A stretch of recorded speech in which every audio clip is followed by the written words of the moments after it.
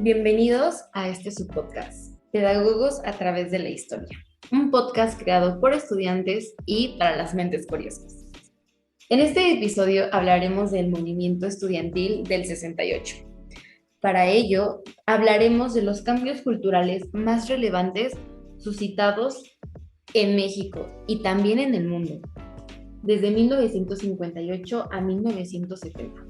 Vamos contigo, Nadia. ¿Qué tienes para decirnos del año 58?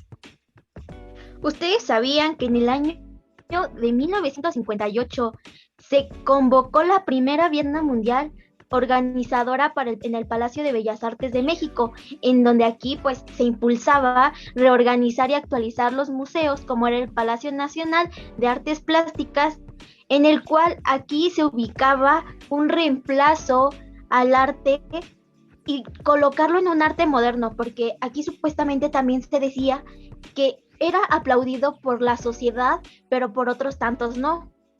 Al igual que en 1959, donde se crea la Comisión Nacional de los Libros de Textos Gratuitos, en donde aquí pues el presidente Adolfo López Mateos emite el decreto para todo aquel estudiante, en donde aquí decía que cuidar los libros para la edición, y en la cual también se confiere la participación en las prácticas para fomentar la conciencia, la solidaridad humana, orientadas hacia las virtudes cívicas y éticas del Estado mexicano.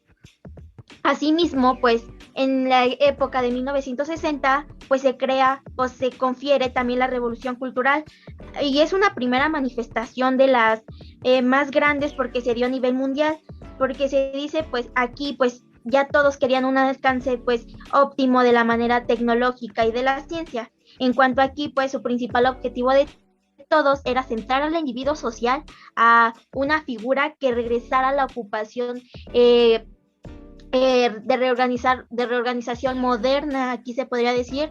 Y pues aquí también en México se estaba dando también ya nuevamente el cambio para la alfabetización de la gente y pues de la sociedad, bien dicho, mejor. Y pues aquí era por erradicar la analfabetización que se seguía suscitando y estas cuestiones.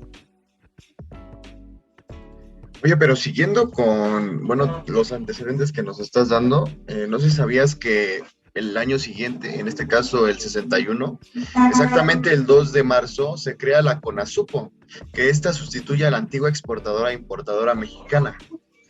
Algo curioso es que desde 1944 esta se encargaba de dar y exportar la leche en todo México. En este caso, el gobierno de México inició este programa de abasto social de leche a cargo de Liconza, que hasta hoy en día más de 5.300.000 personas tienen acceso a esta leche que es de muy buena calidad y de muy bajo precio.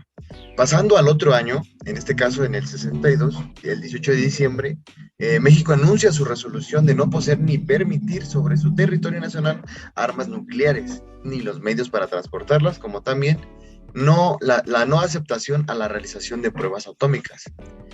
De ahí nos brincamos al 63, exactamente el 8 de febrero. En este caso se realiza la primera transmisión de televisión a color en el país, en lo que hoy conocemos como el Canal 5. No sé si sabían esos datos. También sabían que en el año del 64 fue memorable, además por la creación del Museo de Antropología, después de un derrote de talentos activos, para construir el albergue de una de las colecciones del arte más espectaculares del mundo. México es un paso grande hacia su carrera de la modernidad. En el 65, esto es lo que tuvieron que pasar y sufrir muchos pacientes. El 13 de enero de 1965 se vieron afectados durante un paro de la Asociación Nacional de Médicos Residentes e Internos. En el año del 66, las escuelas observaron dos tipos de calendarios. El calendario A era unificar su periodo lectivo, al que se regían los colegios del calendario B, por lo cual inició en el año de 1966 hasta 1994. Wow, Dani, increíbles datos. Yo quiero decirles que el año de 1967 fue conocido como la psicodelia y contracultura que tomó al mundo. Este año fue clave para la historia de la música moderna y de la cultura occidental. Y claramente no podíamos dejar atrás a los Beatles, que fue quienes definieron el horizonte artístico de ese entonces. El consumo del LSD aumentó muchísimo en los jóvenes en este año. Tenemos que las Naciones Unidas declararon que el 67 fue el año internacional del turismo. Estados Unidos seguía luchando contra Vietnam por el avance del comunismo y en este mismo año, desafortunadamente, Che Guevara fue asesinado. Por parte de México, tenemos que el 14 de febrero se firmó el Tratado de Tlatelolco, que desnucleariza que se hace la desnuclearización, de América Latina. Fueron 14 países los que firmaron. En marzo, los estudiantes de la Universidad de Sonora iniciaron un movimiento de huelga para demandar reformas estructurales a la institución. Y ojo, quiero recalcarles que el ejército desalojó y aprehendió a decenas de huelguistas. En septiembre se inició un movimiento nacional estudiantil que apoyó a las peticiones de los alumnos de la Escuela de Agricultura Hermanos Escobar, de la ciudad de Juárez, Chihuahua. Y tenemos que en diciembre, en la región del norte del país, se calificó como la peor nevada del siglo. Ahora nos vamos para el año 68. Este fue el año al que se llamó el cambio al mundo. No me dejarán mentir que este fue un año lleno de revolución y de despertar, pero también de muchísima represión y frustración. Fue el año que tanto estudiantes como el pueblo se unieron para salir a la calle a defender la libertad, aunque claramente cada país con diferentes matices y diferentes movimientos.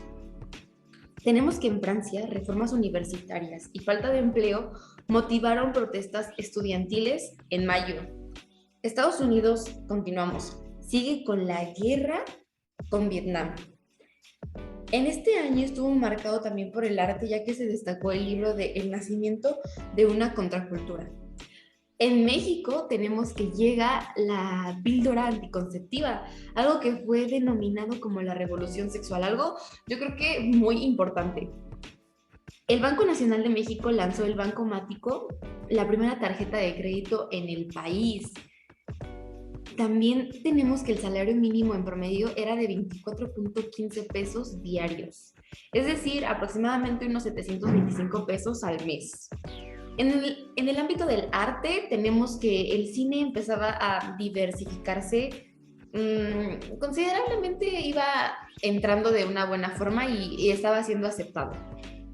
Tenemos que 3 estaciones de radio transmitían música moderna, era Radio Capital, Radio Éxitos y Radio 950. También sabemos que este año fue en el que nuestro país fue el primero en Latinoamérica de organizar unos Juegos Olímpicos. Claro, fueron exitosos y marcaron hitos de la cultura, la tecnología y la realización, como para presentar a la primera mujer de la historia en encender el pebetero, y ella era Enriqueta Basilio. El año que merece más énfasis es el 68, debido a la protesta estudiantil. En esta época, la policía mexicana tenía una forma de cometer abusos horrenda, pero la agresión a los estudiantes fue excesiva. Un elemento que influyó mucho en este movimiento fueron las protestas estudiantiles en Europa. Este movimiento logró respaldo tanto de sindicatos, grupos de vecinos y hasta amas de casa. O sea, no solo eran los estudiantes los que pedían justicia y respeto. Existen varias versiones de por qué sucedió esta masacre. Unos son los Juegos Olímpicos, alteración al orden, y el que me parece muy curioso es error de los militares.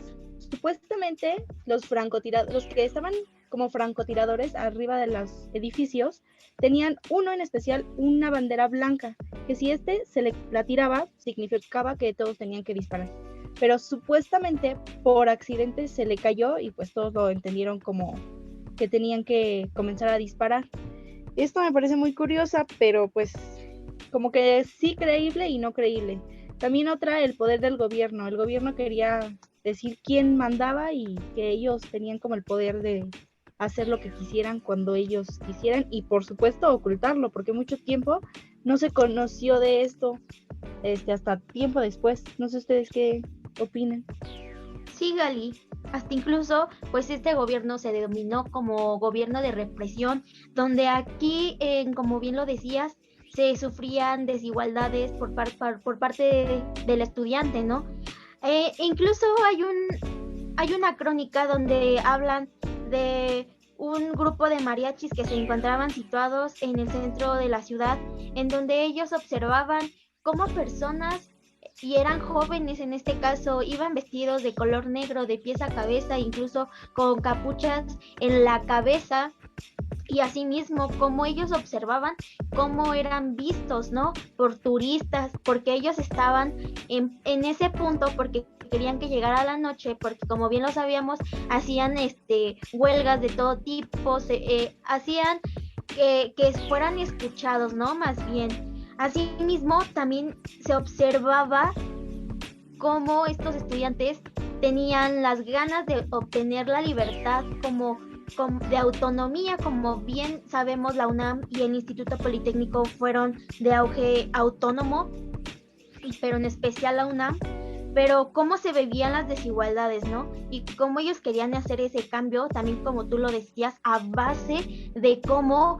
otros países tuvieron esto llamado libertad.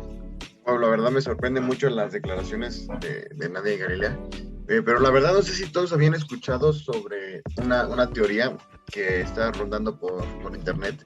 En este caso hablamos de que esto en realidad fue un complot. En primera porque los soldados estaban ahí en la Plaza de las Tres Culturas para mediar el comportamiento de los estudiantes, ya que era una marcha pacífica. En realidad no estaban haciendo ningún desastre. En algunos momentos sí, pero para eso estaban ellos.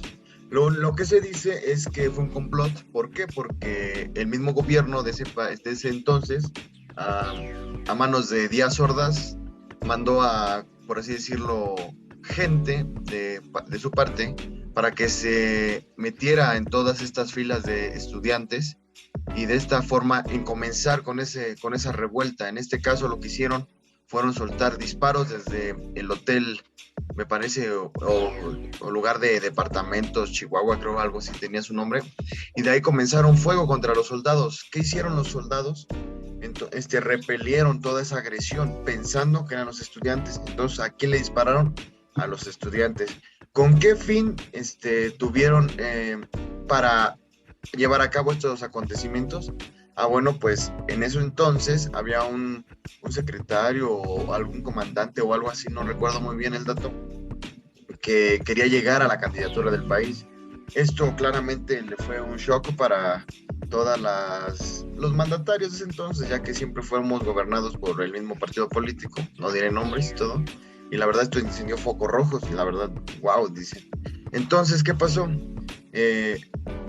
A base de esto, a base de los acontecimientos, comenzaron una serie de leyes en las que se declaró que ningún mandatario, ningún militar, ningún soldado, ni nadie que pertenezca a la milicia puede llegar a tomar control del país, en este caso llegar a la presidencia del país. No sé si conocían ese dato, a mí me sorprendió mucho. Increíble, Cris. Sí, la verdad es que a todos nos ha sorprendido muchísimo este acontecimiento.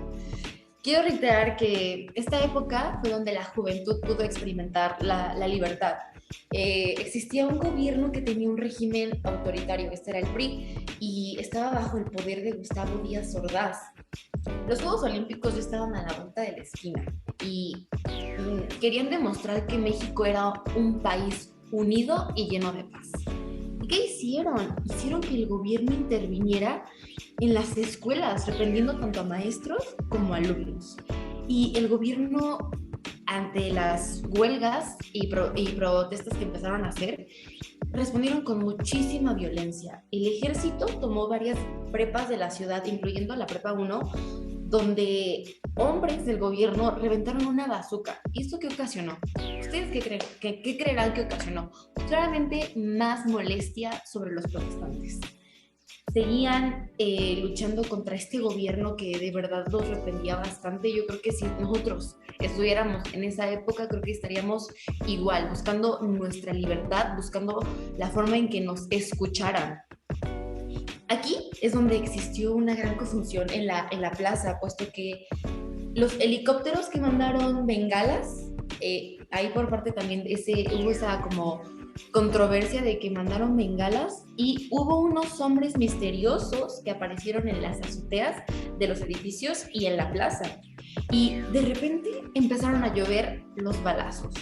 Esto es un suceso que de verdad yo creo que a todos nos ha impactado y nos ha llenado de tristeza. Si han tenido la oportunidad de estar cerca de esta plaza, yo creo que se siente muchísimo el dolor y la pena de esas personas que estuvieron luchando y simplemente les quitaron la voz matándolos.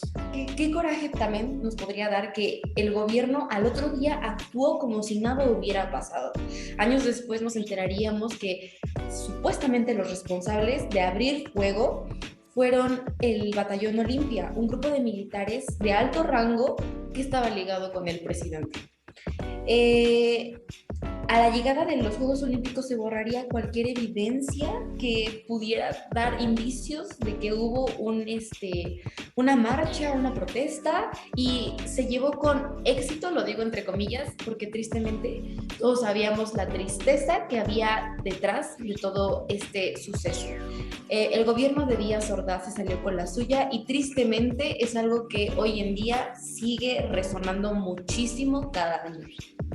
Bueno, pues también buscando información encontré algunas consecuencias del modelo, bueno, de lo que estamos hablando del 68, desaparición de cuerpos de granaderos, destitución de los jefes policíacos, Luis Cota, Luis Raúl Mendiola, indemnización a los familiares de todos los muertos y heridos desde el conflicto, deslindamiento de responsabilidad de los funcionarios culpables de los hechos sangrientos. También tenemos que tocar los años 69 y 70. En el 69 me pareció muy interesante lo que pasó en Houston, Texas. Se realizó el primer trasplante de corazón artificial en un paciente humano. Obviamente el corazón era provisional en la espera de un corazón humano, pero desafortunadamente por complicaciones derivadas a la segunda operación falleció el paciente. También en el 69 llegó el hombre a la luna en el Apolo 11. De esta manera, Estados Unidos le ganó la batalla a la Unión Soviética, la conocida Guerra Espacial. También en el 69 se emitió por primera vez en la televisión estadounidense Barrio Sésamo, o como muchos lo conocimos como Plaza Sésamo, que ayudaba a los niños a aprenderse colores, formas y letras. En México se inauguró el metro de la ahora Ciudad de México y los pasajeros del primer viaje eran obviamente periodistas, personal del gobierno, incluyendo al expresidente Gustavo Díaz Ordaz. En el mismo año, el presidente inauguró la fábrica de billetes del Banco de México. En 1970, la moneda nacional cumplió 3 lustros, o sea 15 años, de cotización fija de 12 pesos con 50 centavos frente al dólar. Y también este año fue el año del fin del conflicto de la guerra de Vietnam. Wow, la verdad es que me sorprende bastante todas estas declaraciones. La verdad, la historia de México es bastante extensa. Días malos, días buenos, hubo muchos. Pero la verdad es que es una lástima porque el tiempo ya no da para más. Nuestra manager ya no quiso cubrir nuestra cuota, entonces, sin problema, hablo por todos los integrantes de este podcast. Acá su servidor Cristian, Daniela, Nadia, Camila y Sonia. La verdad les agradecemos bastante que nos hayan escuchado. Hay mucha información que seguir dando. Espero que se puedan conectar algún otro día con nosotros. Les agradecemos bastante y hasta luego. Nos vemos en otra transmisión. Por cierto, les dejamos nuestras redes sociales. Ya saben dónde buscarnos. Hasta entonces.